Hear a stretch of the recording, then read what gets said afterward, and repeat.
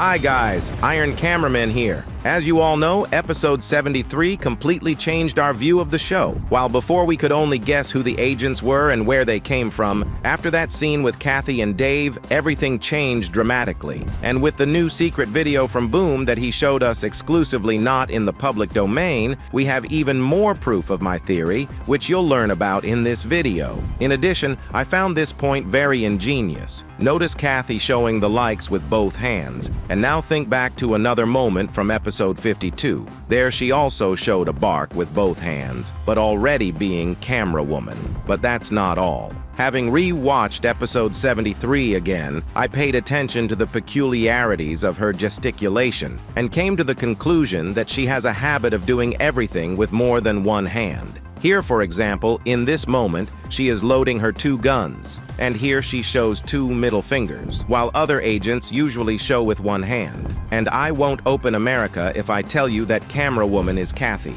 Therefore, she has similar behavior patterns. However, with this finding and my observation, I came to another interesting conclusion, which I will talk about a little later. And of course, of all the previous series, the equally legendary episode in terms of plot revelation is episode 70. However, we won't be reviewing both of these episodes separately today because I'm used to making deeper theories and looking for connections in details. That is why I have reviewed for you the whole series from the beginning to the very end to tell you exactly how the process of this war took place. I have done a great job, so I would be glad to have your likes for my effort. And also, don't forget to subscribe to the channel, because more than 80% of viewers watch my videos without subscribing. Let's fix that. Anyways, here we go. Let's start with the most interesting part. Many of my subscribers have noticed Dark Speaker Man at this point. You can see him especially well in this still image, even before Camera Woman scans.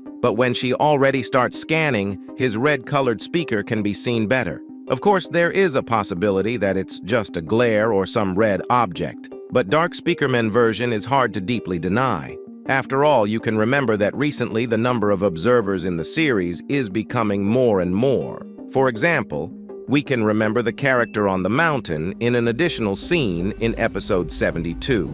Also, we should not forget about Secret Agent himself, who was also present in this episode, by the way, showed us him almost at the same time as Dark Speaker Man. Besides them, you can immediately think of the other Secret Agent's assistant in the background in the first part of episode 72, or the character in the GIF animation celebrating 40 million subscribers. What they all have in common is that they work with Boom. By the way, the fact that the GIF animation turns out to be one of Secret Agent's spies, not simp cameraman, was revealed in the very secret video I mentioned at the beginning of the video. The thing is that it turns out that Dafuk, besides the GIF in poor quality, also made a full video in very good quality, which made it obvious who this character was. This video has been in his channel for 2 weeks, and only now he decided to give us access. The same thing happened with the troll video where TV man Titan fought Godzilla.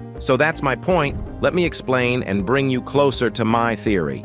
From my last video analyzing episode 73, all these characters we saw in Kathy's last flashback ended up becoming agents. Judging by the logic and the years given, this scene took place at Alpha Hill's lab, which had a new administrator in 1979 in the person of Dafuk Boom. And in 1985, the first phase was already underway there to reincarnate the surviving humans into robots so they could gain immunity from Skibidi Toilet song. It turns out that Dafuk was familiar with all these scientists, and very well, so they later became his assistants, and it was by their hands that the most important missions took place. For example, Lucky Cameraman was also there, judging from this footage, and we know for sure that he contacted and helped the secret agent. But then the logical question arises, why did he end up killing one of his most important aides, Plunger, since they are his friends and part-time lab workers?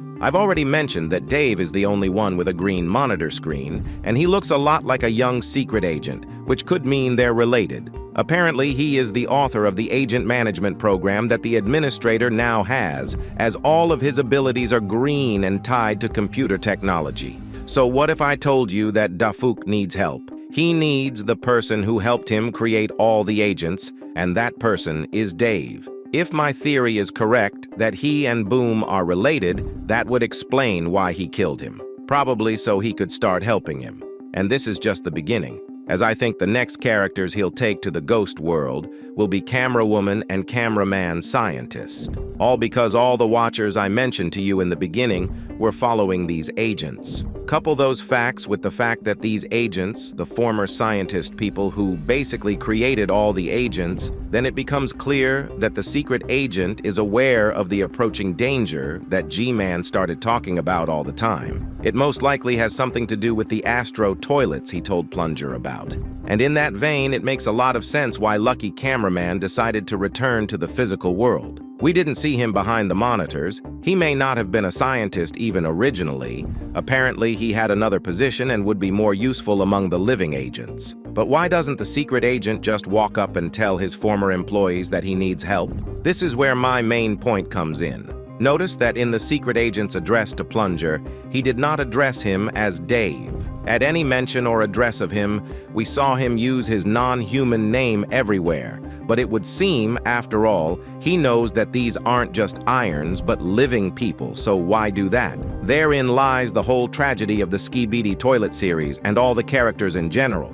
It seems to me, as creepy as it sounds, that all the cameramen and other races in the Alliance do not have their human consciousness. They are just playing the role of their masters. Remember the moment at the beginning of the video where I told you about the similarities between the gestures of the agents and their former human lives? Well, in my opinion, all humans before turning into cameramen first use the camera in their lives for its intended purpose, to capture the best moments. And in the process of taking pictures, the camera memorized all the gestures and habits of the owner, so that in the future it would be able to predict how the owner would react to this or that situation. Thus, robots replaced people and were essentially actors. This explains why agents show so many likes to each other, and why they show so many middle fingers to Skibidi Toilets. Think back to how many times you personally showed a like when you took a picture or shot a video, or how many times you've shown your middle finger to someone you didn't like for fun.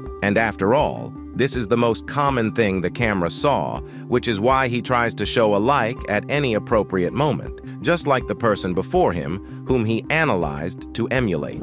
Dafuk himself is aware of this bitter truth, and he probably wouldn't have wanted this fate for his employees and relatives. But alas, this decision was the only right one to stop Skibidi Toilets. And by the way, this is where another interesting theory comes in. Since the agents are a copy of their original, it turns out that there is a possibility that a certain number of people manage to survive and remain human. But this is taking into account if some cameramen are made entirely of metal without using the body, and from their owners took only their habits and character. If you watch episode 8, you'll notice that the agents there didn't have gloves yet, and their human hands are immediately noticeable.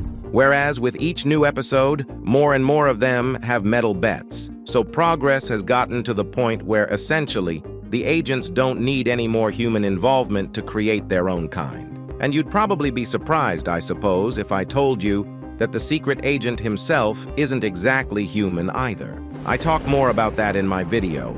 And what's amazing about this story is that even after such a cool 73 episodes, Dafuk Boom has reminded us that the next episodes will be even cooler by publishing the full version of the animation in honor of 40 million subscribers. And if you want to know what I mean, I left a link to this secret video and my text analysis on my Discord server. The link is in the description below the video. Well, now I recommend my other videos, or you can watch the video of my friend Razmayak. He worked very hard on the new video.